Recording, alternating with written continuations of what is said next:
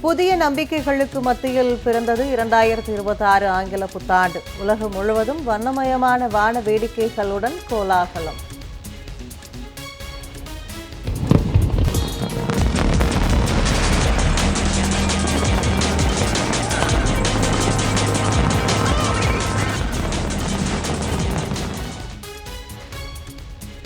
சென்னையில் மெரினா பெசன்ட் நகர் கடற்கரையில் ஆயிரக்கணக்கானோர் திரண்டு உற்சாகம்.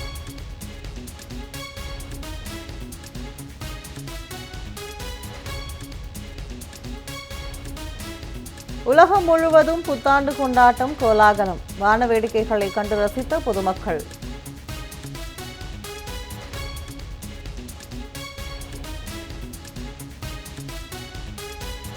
அமைதி, நல்லிணக்கம், மகிழ்ச்சி, புதிய வெற்றிகள் நிறைந்து ஏற்றுமிகு ஆண்டாக 2026 அமையட்டும்.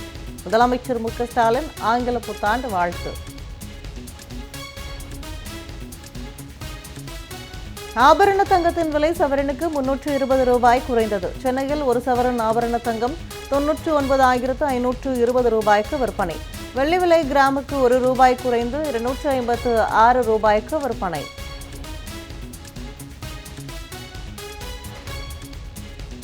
தமிழ்நாட்டில் 2026 தேர்தலில் திமுகவுக்கு எந்த வலுவான போட்டியாளரும் இல்லை. டைம்ஸ் ஆஃப் இந்தியா ஆங்கில நாளேட்டுக்கு துணை முதலமைச்சர் உதயநிதி ஸ்டாலின் பேட்டி. அதிமுக பலவீனமாக இருந்தாலும் அதுவே எதிர்க்கட்சி என்றும் கருத்து.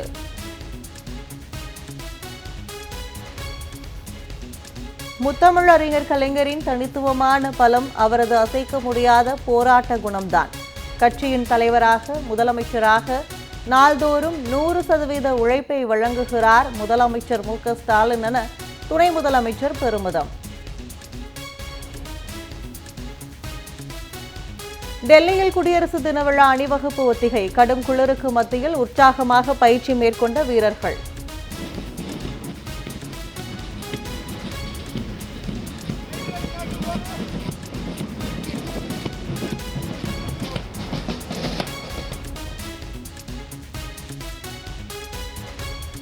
மாற்றுத்திறனாளிகள், மூத்த குடிமக்கள் உள்ளிட்டோருக்கு வழக்கு விசாரணையில் முன்னுரிமை வழங்கப்படும்.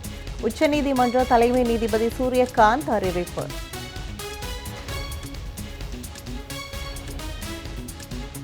வெளிநாடுகளுக்கு சிறு பார்சல்கள் அனுப்பும் சேவை நிறுத்தம். இன்று முதல் அமலுக்கு வந்துள்ளதாக அஞ்சல் துறை அறிவிப்பு.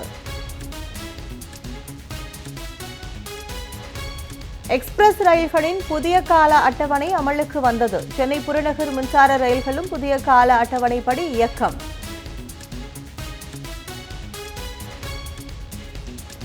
திருவள்ளுவர் சிலை மற்றும் விவேகானந்தர் சிலை இடையே கண்ணாடி பாலம் திறக்கப்பட்டு ஓராண்டு நிறைவு. 28 லட்சம் பேர் பார்வையிட்டுள்ளதாக அதிகாரிகள் தகவல்.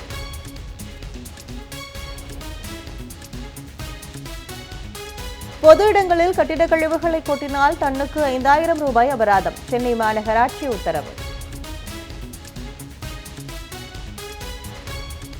19 கிலோ எடை கொண்ட வர்த்தக சிலிண்டர் விலை 110 ரூபாய் அதிகரிப்பு. சென்னையில் வர்த்தக சிலிண்டர் விலை 1,850 ரூபாய்க்கு விற்பனை.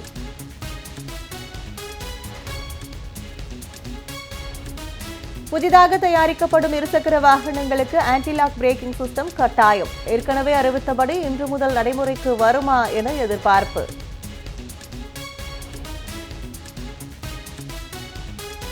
சுதா கொங்கரா இயக்கத்தில் சிவகார்த்திகேயன் நடிப்பில் உருவாகியுள்ள பராசக்தி படம் வரும் 10ஆம் தேதி திரைக்கு வரும் நிலையில் நாளை மறுநாள் ட்ரெய்லர் வெளியீடு.